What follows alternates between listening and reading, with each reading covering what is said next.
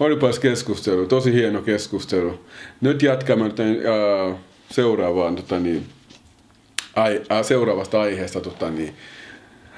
Äsken jäi erittäin hyvät, mielenkiintoiset ajatukset kaikista. Jankin, oot mieltä tuosta, että näissä työasioissa, nyt kun puhutaan, mä en tiedä mikä se oikea sana nyt olisi, afrikkalaisista asuvista Suomessa. Maahanmuuttajista vai? No maahanmuuttajat, jos on maahanmuuttajista, niin jos käytetään nyt kaikkia, että niin on Afrikasta, kaikki maat, niin käytetään kaikki maat, että toi työllistyminen ja työssä käy, tommonen, työssä käyminen. Mitä mieltä sä oot, että koska mä oon sitä mieltä, että me ollaan sellaisia enemmän, että me tyydytään niin paljon vähempää kuin kaikki muut. Siis tää on vaan mun mielipide, en tiedä onko joku muu sitä mieltä, mutta sillä, että me tyydytään liian vähän sille pienempään. Täällä on porukka, joka on kouluttautunut, jotkut on jopa tullut Suomeen koulujen perään, yliopiston valmistaviin koulutuksiin ja saanut ne diplomit ja kaikki paperit. Ne on käynyt työharjoitteluissa kaikissa hyvissä firmoissa, mutta sitten loppujen lopuksi sä näet niitä tuolla noin. No nämä, jotka siivoaa meille, kokkaa meille, tiskaa meille tuolla isoissa ravintoloissa, ajaa bussi. Mikä oli mukamassa. Bussistahan oli luvattu niin, että joo, että tästä tulee sellainen työ, että se ei loppu koskaan. Mutta nyt siellä ei enää yhtäkään suomalaista. Niin, no sekin bussikin toi systeemi johtuu siitä, että suurin osa bussikuskeista, vaikka se on surullista, mutta suurin osa tällä hetkellä bussikuskeista on vähän niinku työsopimusehtoilla. Eli ne ei ole vähän ne ei ole vakituisia työpaikkoja. Eli silloin kun ne ei ole vakituisia työpaikkoja Suomen lain mukaan, mun täytyy maksaa niille työehtosopimus tai TESin mukaista palkkaa. Eli se palkka on paljon pienempi niillä. Ja se johtuu siitä, että ennen, silloin kun oli vielä kauan sitten, jos mennään vaikka 2000-luvun alkupuolelle, silloin kun oli suomalaisia paljon bussikuskeja ja ulkomaalaisia myöskin, silloin mä ymmärrän, että suomalaiset vastusti sitä, että ei tehdä, että suomalaiset halusi sitä, että annetaan myös noille mustille myöskin noin vakituiset työpaikat bussikuskeille. Suomalaiset itse halusi sitä, koska se olisi tasoittanut asemaa tänä päivänä. Niin. Nyt kun ne ei antanut vakituisia työpaikkoja niille mustille, ne antoi vain niille työsopimuksia, että sulla on työharjoittelua, sulla on määräaikainen, on niitä määräaikaisia sopimuksia, on niitä tuntisopimuksia, on niitä kaikenlaisia sopimuksia, mutta se on vakituinen. Niin mä en pysty, mun ei tarvitse maksaa sulle TESin mukaista palkkaa. Mä voin laittaa sulle silti, vaikka koska ulkomaalaiset me ei aina ymmärrä sitä lakisysteemiä tai työsysteemiä, mitä sulle toimitaan. Eli vaikka sulla on 20 tunnin soppari, niin sä voit tehdä silti vaikka 45 tuntia viikossa. Vaikka sulla on kai, mutta se musta ei mene valittamaan. Se ei mene valittamaksi, vaan miettii sitä, hei, mä saan hyvää rahaa tästä näin. Sä miettii sitä, että se 25 tuntia, jos olisi ollut vakituinen, sulla olisi laitettu se 40 tuntia soppari vakituisena, se olisi saanut paljon parempaa palkkaa, kun 25 tuntia sopparia teet ylimääräistä. Ja se taas, miksi on just mennyt silleen, miksi ulkomaalaisia on enemmän bussikuskeina, ja kun suomalaisten tajuu, totta kai ne tajuu sen paremmin sen systeemin, miten työmoraali ja kaikki työlaki toimii Suomessa, niin sen takia he menevät pois enemmän siitä alalta, kun he tajuvat toi huijausta, koska ei suomalainen suostu ottamaan sitä se palkka ei ole TESin mukainen, että se on pienempi kuin TESin mukainen, että se tietää sen, että mä vaikka 3 vuotta tässä töissä, mä oon silti määräaikaan tai harjoittelen tommosella Suomen, mutta ulkomaalainen se ei mieti, se on vaan iloinen, että mä oon töissä. Eli me tyydytään siihen, mitä meille sanotaan. Sen sijaan, että jos joku sanoo ulkomaalaiselle, joka tulee tänne ja sanoo, että tämä on TESin mukainen palkka, ymmärtääkö se, kuuleeko se edes TESin mukaista vai kuuleeko se vaan pelkän palkan? Niin. Se ei välttämättä kuule sitä palkkaa, koska se kuulee vaan se työpaikka. Edelleenkin me haetaan liikaa sitä hyväksyntää. Me halutaan kuulua tähän, että me ollaan enemmän keskitytty just siihen, että meidät hyväksytään. Koska ne luulee, kun sanotaan, että nyt kun nämä tulee tänne, ne menee tuonne luukuille, ottaa ne kädet aukinaisina siellä pummaamassa rahaa, ne käy tuolla sossuluukuissa ja tolleen noin, niin se on heti mielessä, että mä tarvin työpaikan. Sä saat sen sopparin, sä menet kotiin. Sit sä vasta luet sen, että okei, tässä on, tää on tuntipalkoja tämän, mutta no, maybe I can deal with it. Sä oot että okei, tää on ihan ok. Että mä voin tehdä sit muutamia tunteja sitä ylitöitä. Ja mä tasoittelen. Toi on tosi hyvä pointti, kun sanoit, että sosiaalituet ja tämmöiset, koska harva afroafrikkalainen, harva musta, harva afrikkalainen, joka tulee niinku tänne Suomeen, ei edes tiedä Sossu näitä tuista. Ne ei tiedä, joten en halua sille point fingers, mutta we know who knows. Yeah, we know. Me tiedetään, ketkä tietää joo, niistä. mutta sit voi puhua vain näin, että jos afrikkalainen on tulossa tänne on ne, näin. jotka tietää tullessaan tänne, että näitä palveluja voi käyttää. Voi käyttää ja sitten voi täyttää sen niin täyteen, että sä saat sen melkein kuin sen työssä käyvän palkan. Aivan. Ne osaa sen tosi hyvin se homma. Sen takia mä haluaisin myös sanoa sen, että kun afrikkalainen, kun mä oon pyytänyt joskus sellaista ymmärrystä, niin kuin ihan pienestä asti, kun mut on verrattu niin kuin esimerkiksi, niin kuin, että mä oon tuolta maasta ja tuolta maasta, niin kuin sellaiset maat, jotka joutuu tänne tulemaan. Esimerkiksi, niin kuin vaikka sanotaan nyt vaikka pakolaisena. Okay? Se on ihan eri asia. Mutta sitten sellaiset, mitä ne olikaan? Afrikkalaiset, suomalaiset. Afrikkalaiset Suomessa asuvat. Kun ne tulee tänne näin, me ollaan pienestä asti oltu täällä näin, meidän vanhemmat on tullut tänne näin niin kuin töiden perään.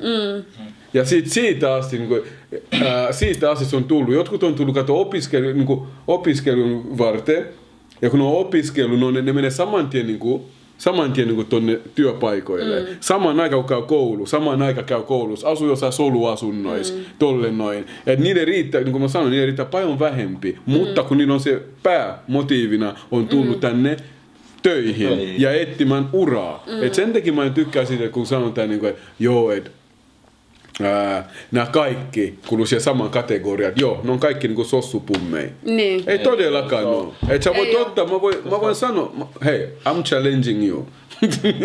Lasket prosentuaalisesti määrästä. Sano mulle montako siellä on tämmönen takkutukkainen ulkomaalainen. Musta afrikkalainen. Native African. Laskee prosentuaalisesti ja sä lasket muita, jotka muuttaa jossakin muualta, joita sanotaan, että mulla on sama kategoria. Mutta laske meitä, että montako sieltäkään oikeasti niinku niillä luukuilla ja on oikeasti niinku työttömiä ja vielä kaiken lisäksi niinku valittaa siitä, että Suomessa ei ole tarpeeksi tätä ja mutta silti ne käy siellä ja ne saa niitä kaikkia palveluita. Koska työelämässä meillä afrikkalaisille se on ihan eri palkkasusta silleen niinku, jos olet Suomessa saat tienat vaikka 1300 €, niin se on niinku todella paljon. Afrikassa se on niinku wow. Se on niinku paljon Afrikassa. Sen takia se afrikkalainen tavallaan tyytyy, se miettii vaan sitä, että se kompressoi sen silleen, että hei, Afrikassa mä olisin tiennyt varmaan 500, nyt kun tiedät 1300 €, wow! Ja. Se pelkää valittaa jopa, se pelkää kysyy, hei, vaikka se tietäisi, että mä saisin enemmän, mä ansaisin enemmän, mutta hän pelkää valittaa siitä, koska hän pelkää saada potkut, ja hän on jo tyytyväinen siihen 1300 €, mitä hänellä on. Se on enemmän jo, mitä hän olisi saanut tuolla. Eli se tyytyväisyys pitää meidät periaatteessa koko ajan matalana. Ja se tuohon liittyen just ehkä niinku paras esimerkki olisi vaikka Kapumpu. Is the best example for that, what I just said. There's a difference, right? Like back in Africa, right? You won't find a white man, if that's okay with you guys. You won't find a white man mopping a floor. No, you won't.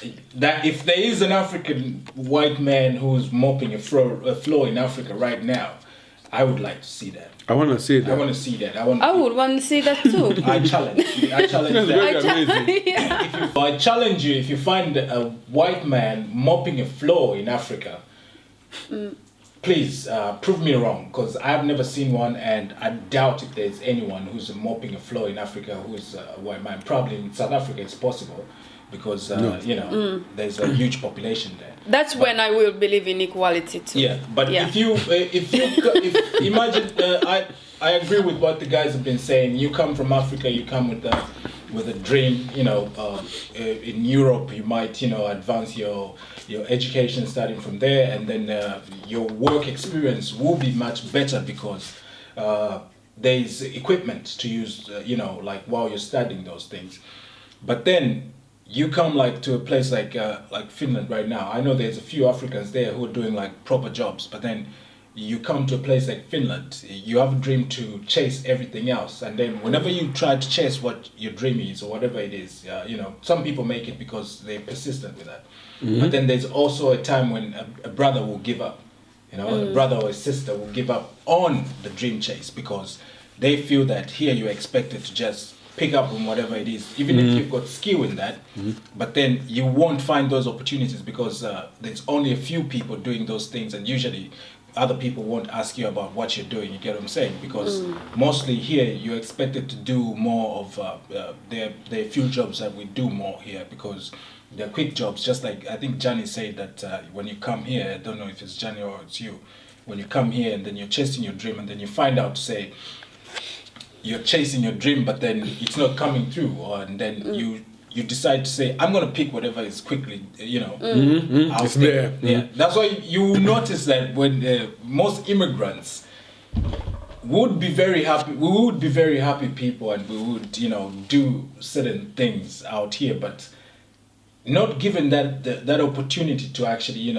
reach out for those things avoids us from doing certain things. That's why you end up finding that most of us are just like, we're cleaning buildings and we're just in construction. But there are people out here who have talents, who have something to do, and it would be very nice if the nation noticed that when these people bring in that culture, it's very important that culture comes to the country too. Yeah, That's true. That's a very good point. When they bring out the culture actually, we don't benefit people using our culture. Like, we're really open. They use openly our culture, everything. Yeah. But when it comes to us, like, putting us, like, actually be the ones to represent it, it's not okay. No, it's not. We don't actually get to do that. Yeah. It looks better if somebody else represent us always, somehow. There are major events, supporting African. There are major events supporting African, people. Like, let's say an event is called Afro something or African Day, but really behind the scenes, there's a few people actually working to make that possible. You know what I mean? Who are African, of African origin, or even if they're born in Finland, because we consider those families to be. Like I always say, mixed race relationships, they're very important to the fight against race. So when that mixed race relationship comes together and then they make a child, and the child is partly Finnish and partly whatever part of Africa or whatever part of Europe, Yes. they need to know that the child is in Finland. It's true the child was born in Finland. So that makes him partly Finnish. And that also being that the father or the mother is of African descendant or Asian descendant, the child will need to learn part of that African community. So if there are no African activities done by African people, then the child will not get the chance to even learn about their own culture from back home. True, it's an advantage on both sides. I always say that the people that have kids who are interracial have a bigger opportunity, especially if they're coming from Africa, because think about it. You have a child here, the child is partly Finnish, right? Yes. There are benefits of that part. And the child is partly African, and you coming from the African land, there are also benefits for that. So, like, imagine buying land in Finland, for example, is quite expensive, right? Yeah, but then you go back to Africa, you're partly African and you're partly Finnish. Go and buy some land in Africa. Make it your holiday or something, you know? Yeah. True. That's a very good point. And It's a very beautiful one, man. I like that one. Thanks for that. Joo, ja todellakin. Ja välillä mua häiritsee se, että kun jotkut on ylikouluttautuneet johonkin tiettyyn ammattiin, sitten kun tulee se aika, että pitäisi mennä töihin, niin ne menee siihen niiden omaan tiettyyn ammattiin ja tyytyy siihen paljon vähempään statukseen, mihin ei oikeasti se niinku kuuluu. Että ne on tyyli niinku siellä, mihin kuuluu esimerkiksi opiskelijoiden niin vaikka harjoittelupaikkaan tai silleen. Mun ne on ollut siinä pitkään, sitten ne niinku huomaa vuosien varrella se opiskelijaporukka vaan vaihtuu, mun on vieläkin siinä.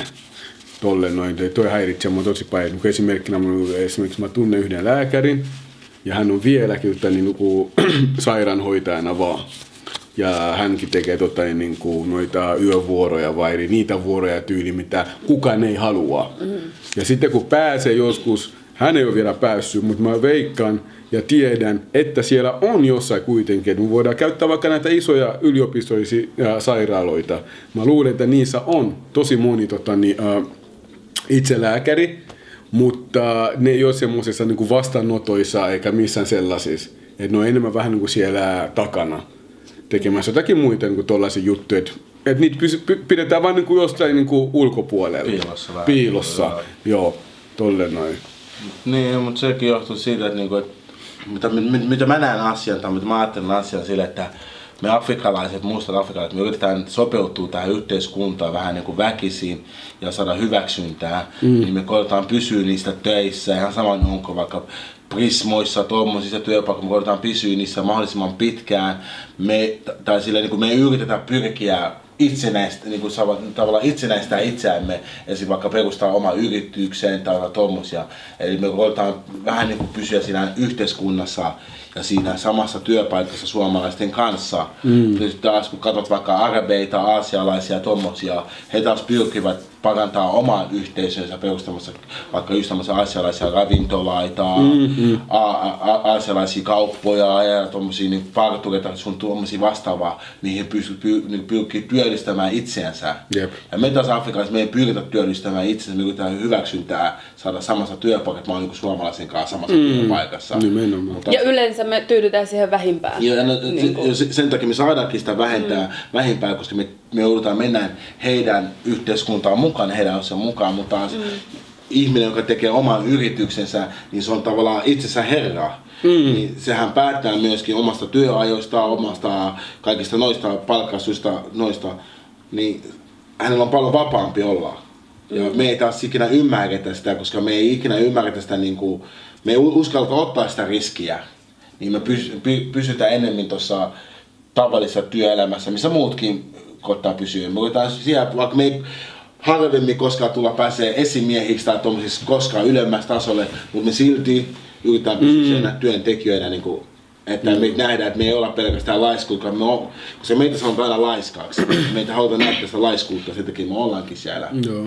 No mitä sä luulet, että mikä tekisi tuosta jonkun näköisen muutoksen? Onko tämä niin menossa koko ajan näin vai tuleeko se joskus muuttumaan? Ja mitä siihen tarvitaan, että se voisi siirtyä johonkin eri... No muuttua on aika vaikeaa, mitä mä näen se, koska loppujen lopuksi Suomi on aika nuori maa. Pitää miettiä silleen loppujen lopuksi me tässä, ketkä me ollaan. Yes. Me ollaan periaatteessa, voisi sanoa ensimmäinen sukupolvi, suomalainen niin ulkomaalainen iso sukupolvi tai toinen. Niin meidän lapset tai meidän pikkuveljet, pikkusiskot, tommoset, heillä on paljon mahdollisuudet kuin esim. Meillä.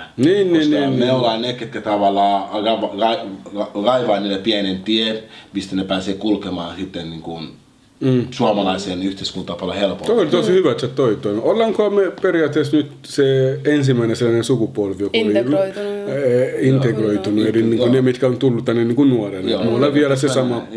Koska jos mä mietin sitä itse omaa lapsuutta, niin mulla on ollut paljon afrikkalaista semmoista roolimallia, että sä katsot ylöspäin, että sun tavallaan sun isän ikäisiä tai tommosia. Meillä oli se yksi malli, kuka se tää mulattimalli, jonka Lola. Se oli yksi, mikä oli afrikkalaisille naisille paljon semmoinen niinku wow, koska ei ollut paljon. Ei ollut paljon. Mutta ei hänkään koskaan tuonut sitä afrikkalaisuutta esille. Ei hänkään tuonut sitä, mutta hän oli silti ainut afrikkalainen, joka on siellä ylhäällä ollut. Ei ollut ketään muuta mallia afrikkalaista Euroopassa, joten hän oli ainut.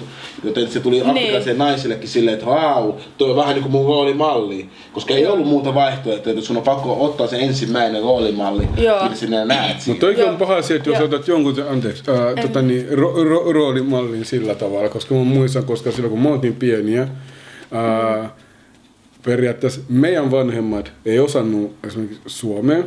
Meidän isommat siskot ei olisi osannut kans vielä. Meillä se oli paljon helpompaa, kun me oltiin lapsia, koska tää oli se kieli, mitä periaatteessa, koska kun mä oon tullut Suomeen esimerkiksi, mä tuskin osasin vieläkään kunnolla puhua omaa kieltä. Totta kai mä osasin ja ymmärsin ja puhuin sitä, mutta sä ymmärrät varmaan sen, että jos aletaan puhua vaikka lukutaidosta, se ei ole vielä kasvanut yhtään. Niin, eli periaatteessa kaikki tällaiset ekat opiskelut, niin lukemiset ja tommoset ja ymmärtäminen kunnolla, niin mä opin sen kautta suomeksi. Suomen kautta. Niin sen takia meillä oli paljon helpompaa, mutta mä olisin puhua tuossa sitä rollimallista, että jos meidän vanhemmat, ne oli silloin nuorempia, totta kai. Eli jos ne olisi ottanut esimerkiksi niin, että Lola olisi ollut niille roolimalli, niin miten se olisi ollut, tai onko se ollut vain niin semmoisena ihmisenä vai, että okei, täällä on tämmöinen tumma tai musta, kun ne ei ymmärtänyt mitään esimerkiksi, mitä hän puhuu. Siinä mä näen, mutta taas niin meidän vanhemmat, ei ne voi ottaa Lolasta mallia, koska meidän vanhemmat on Lola vanhempia. Ymmärrätkö? Niin, ne on vanhempia, sä et voi ottaa roolimallia nuoremmasta. Roolimallia annetaan vanhemmasta persoonasta. Niin. Lola ja meidän vanhemmat taas, Lola on puolet nuorempia. Ne oli se niinku, mitä aikaa toi oli? Milloin oli Lola-aika? Mä en oikein muista. Silloin kun me oltiin pieni 2000-luvulla, 2005. 2000 alku. Joo, 2005, 2003. Niin Lola oli silloin kuvioissa. Meidän vanhemmat oli silloin jo. Ymmärrätkö, aikuisiässä jo. Niin, että on vähän eri asia, että se meni enemmän sitten taas niin meidän isommille siskoille tai jotain. Me isommat siskot oli silleen, hei, nyt mäkin voi olla vähän vapaampi, mäkin voi vähän olla tommosia. Meillä ei ollut semmosia niin hirveästi roolimalleja. Sitten meillä on toinen miehille taas niin kuin toi, kuka tää onkaan tää, kuka eduskunnassa tää mulattiin? Jani Toivona. Se oli taas Toivola. Jani Toivola. Se oli taas mustille miehille niinku tavallaan niinku roolimalli, joka on vähän niinku näyttelijä tai tommoinen. Niin, että se toi vähän semmoista juttua, että okei, siellä on tumma. Joo, se on tekin tumma. voitte tulla. Mutta hänkin tuli aika myöhään, koska periaatteessa Jani Toivola tuli silloin, kun me oltiin jo teiniä aika pitkällä. Joo, et se ei silloin niihin aikoihin, kun me tultiin Suomeen, ei ollut. Et Jani Toivola tuli jo silloin, kun me oltiin käyty jo läpi sen kaikki rasismit ja tämmöiset. Nuori sukupolvi. Mutta sitten toi on just se, että mehän kiidettiin periaatteessa meidän vanhempia edelle tässä, että me opittiin yhteiskunnan tavoille periaatteessa paljon nopeammin kuin meidän vanhemmat. Opittiin kieliä ja miten asiat, systeemi toimii.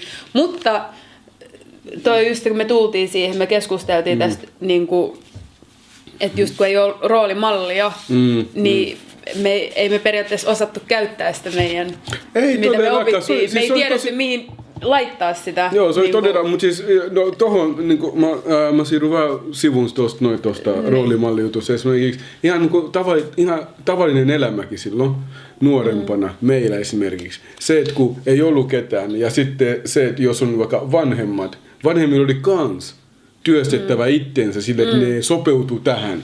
Ja niillä paljon vaikeampaa se, mikä tämä on, kielenkäyttö esimerkiksi, suomen kieli, niin ne oli enemmän sitten taas keskenään, niin kuin, että sanotaan nyt, että jos mä oon zambialainen, niin ne oli enemmän niin kuin zambialaiset keskenään. Joo, koska niillä ei ollut sitten taas mitä suomalaisia kavereita, jotka vois vähän niin kuin sille jeesata ja et voi sopeutua siihen, koska mä ymmärrän se, että kun oot aikuinen, kieli taittuu kyllä tosi hitaasti niin kuin uuteen kielen. Eli me jouduttiin niin olla vähän niin kuin silleen, että tämä on erilainen kulttuuri kuitenkin, että heti kun me astuttiin ovesta ulos, meidän piti niinku etsiä se suomalainen kulttuurisuus, etsiä niinku just niinku näitä, meillä oli porukassa niinku muutamia niinku suomalaisia, niin ne vähän niinku jeesas, niistä katsottiin vähän mallia, ja me oltiin enemmän vähän semmoisia niinku jesmänei, että niinku sä haluat tehdä kaikkea, mitä ne tekee. Jos ne tekee jotain huonoja juttuja, sä menet vähän mukaan siihen, vaan todistaakseen se, että mäkin pystyn tekemään, mitä sä pystyt tekemään. Eli haetaan sitä hyväksyntää. Sä et katso, onko siinä mitään pahaa. Niin, sä et katso, onko siinä mitään pahaa, eikä mitään. Mutta silti sä niin astut siihen samaan laivaan. Joo.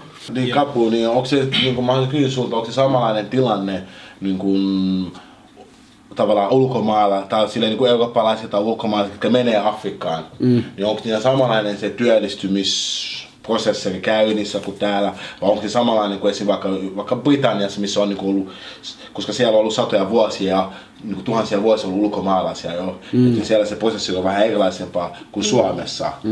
Niinku, onko Afrikassa, kun sielläkin totta kai ne Etelä-Afrikassa esim. Valkoista on ollut monia vuosia, onko se siellä se työllistyminen samanlaista kuin Briteissä tai jossain muualla, vai onko se samanlaista kuin Suomessa? I'll first start with Africa and Finland. There's a difference when a Finnish person travels to Africa and looks for work there. If they get a work permit, they usually manage to get through and do some work there, which is not highly restricted. So they come to the country and they're treated pretty well. You know, they're given everything that they need as a person working in Zambia. So they might apply for a job, let's say to work as a I cannot pick up an example, but then they come to work in Zambia. They're welcomed, and the people out there, they're quite warm, you know. So you come to Zambia, you don't know the country, or you go to Africa, you don't know the country. The Africans themselves, not the people you're working with, but the Africans themselves, as the people around you, will help you integrate into Africa, you know what I mean? So they get better jobs, but then I don't understand why it has to apply. It doesn't apply for the Africans. That even if you're qualified in your country and you apply out of Africa and you apply to Europe, you wouldn't get the same chances because I don't know if it's the education system which is not considered right, but then that's what happens usually. Yeah, but about the education system, because most of the Africans who are highly educated also, when they come from Africa, the most of the time they come here and do the finals. They do the finals here. Entrance exams. Yes, when they do the finals here, that shows already there's a stamp there that now you are qualified to do this. Yeah.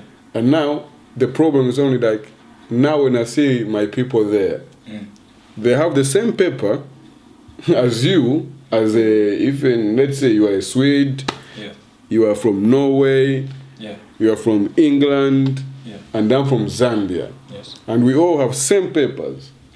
We are qualified. You apply here, you apply here, you apply here. We can even apply to the same build, to the same company. Yeah. But then suddenly, they will leave maybe the British guy and they'll pick a Norwegian one and a Swedish. Okay. In Finland, that's what I think. Like from my experience, what I've seen. Yeah. You see? Yes. So most of the time, they want most of the people, like when they come here, they do the final studies. Yeah. They will get the studies, the clever ones. They go back to Africa. Yeah. You know, because now they have the papers, and now they'll go to Africa, and in Africa they open their own companies or maybe go to work in a good company. Well, that's staying in here now. Staying in here, that paper means nothing. Yeah.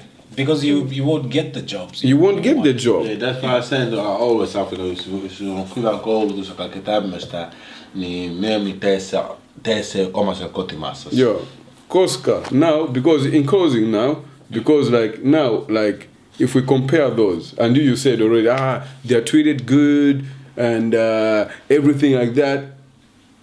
Here, it's like the tables have changed. Like when we come here, we have to go through so much. Like applications and for what? Documentation. Yeah. And when we do the finals, we actually don't even get the job that we came here to do the finals. After the finals, we just go back to being cleaners or something. Yeah, after the finals. That's where now you also realize to say it's really I'm not going back to race. It's how we work together. You get what I'm saying? So if a few Africans had opened companies, right, which they are there, they've opened companies, and the first option, if I had an African company, I'm not being against being racist or anything, but looking at the situation of how right now we are in Finland, we've got less works, and that's why our last option is cleaning buildings and the cleaning works and construction. The The jobs that the people, the locals don't want, the original locals don't want. Yeah, so you get those jobs, yeah? So we get those jobs.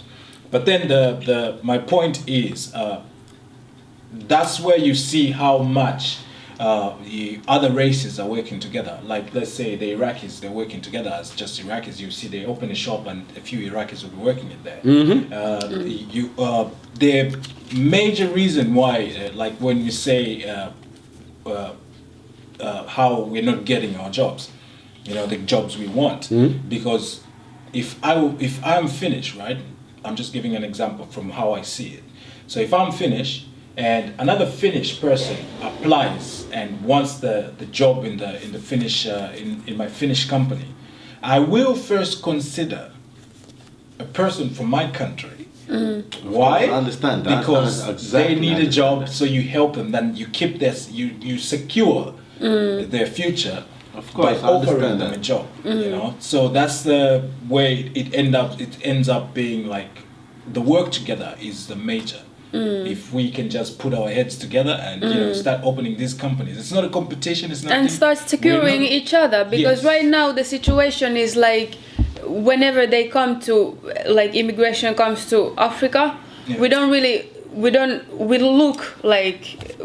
want our owns, if we have our own shop. Now the shops are owned by Chinese or Indians or whatever, but if we have our own shop, we don't even trust our own workers. We don't expect anything from them, and then we just put them aside and then welcome the other ones. Yes. That's our major problem right now. So what can we do I'm busy saying for everything, how can we do the change? To find the solution. To find the solution. That's a good to change. one. Yeah. So I don't know, this whole thing, start working by yourself again. I think the best way of that, if I can answer that question, what can we do, is because I understand why you ask that question, is because we have to come up with solutions that will help both our children and ourselves. Because usually when you think about as they call them, Commonwealth and developed countries, when you have your passport, it says Commonwealth countries if you're from Africa, and so the Commonwealth countries and let's say maybe America and part of this Europe and Finland and everything, they've always secured their kids' futures. You know what I mean? They've always done that. It's code, and that's one thing we need to learn from. That's one thing they didn't give us in our education system. That's one thing. Because our education system is not our education system. It's coming from Europe or other parts. We're actually learning their history, which is not really helping us Africans. That's what they say. We're there studying about some Leopold or somebody like that as a savior who actually destroyed lots of our parts of, those so people, our education system comes from somebody else. So it doesn't really, it's really hard for us to go anywhere else, like when we're studying other people's things. It is very important that as Africans, one, book writing. We need writers. We need astrologers. We need archaeologists. I wish there was a day that one day an African could get out from Africa as an archaeologist and come to Europe and say, I want to dig Hitler's grave, if there is a Hitler's grave, or just pick a grave which is from the 00 years back then, and then I'm like, I want to excavate this grave. I want to see how the people in Finland you will find African stuff when you start digging Belgium, when you start digging France, when you start digging Denmark. The only thing you will go back is to Africa, because they have everything. Yeah, true. So but then we let people come and dig for us and find our history. For example, Egypt. And tell that history to us. Yeah. But what's happening? What are we doing as the people ourselves? So let's find those solutions and work those. What's this? What was this? Fighting each other. So Africa, man. So I didn't get the solution. We are not, as a crew, as a Natai crew, who can make any kind of solutions or maybe change. What our group here, we can only change thoughts and give a message that we really care. you know, We do care. and we are interested into this. So what we will need is just for the community out there to support us and share with us your thoughts and your experience into these things. That's how we start working together. This party wasn't created to change anything. This is just a group of people. We've come together. We showed our interest, you know, all that. So we are here. When I say what can you do to change, I didn't mean as a group us we're gonna change that. When I said what's a solution, I didn't mean it to say we're gonna find that and that. It's for you guys. You can help us into this one, and we can help you also. That's why let's just get together, like we said. Share the knowledge. Yeah, share let's the share the knowledge. Because with the education system as well, when I remember when we were young, when we came in the books, there was still the nigger word. So when we went to the first grade, you are there and the teacher is reading kun neekereitä orjutettiin. So we grew up thinking that that's the only thing we have. That's the only thing we've been. And then you're just wondering these people have their own history. These people have their own history. Asian people, Indians, or everybody else have. Yeah. And the only thing what we have is the nigger word. So, and then when we grow up, we start checking hey, what's up with our history? We start digging, and then we come to the conclusion we were so much more. So that's why we are here. Trying to find out what we actually really are. Okay. Just to add on top of that, majorly change starts with all of us, the whole bunch of us. Definitely. You people Definitely. out there and us here, we need to work together. We definitely need to work together. Yeah. That is a major point. Yeah. Change starts from anywhere. And these are some questions why we are talking about it. We're not being racist to anybody, and we're not, trying to side any side. But then we're talking about these problems because they are problems that we're all facing. Yeah. Yes. Okay. As a people. Ja, kuulitteko se siitä, että kun Suomi on rankitty oliko se most racist country in Europe? Yeah, towards African descendant people. Et mistä toi niinku määräytyy? Suomi on rasistisin maa afrikkalaisia kohtaan. You heard that? Se on, en ole vielä ihan varma, että oliko se tilastollisesti vai mielipiteellisesti, että se sitten tulee että me käydään tämä aihe läpi sitten yksityiskohtaisesti ensi kerralla. Okay. Thank you very much. We had a great time here. Thank you to reach you guys. This was Natai and myself. On behalf of me, bye. I'm Yakindos. And I am Kapumpo Kalenga. Thank you very much. I'm Shisha. Thank you for the night. I'm Young King. Thank you very much. This was Yes. Natai. Okay, Peace.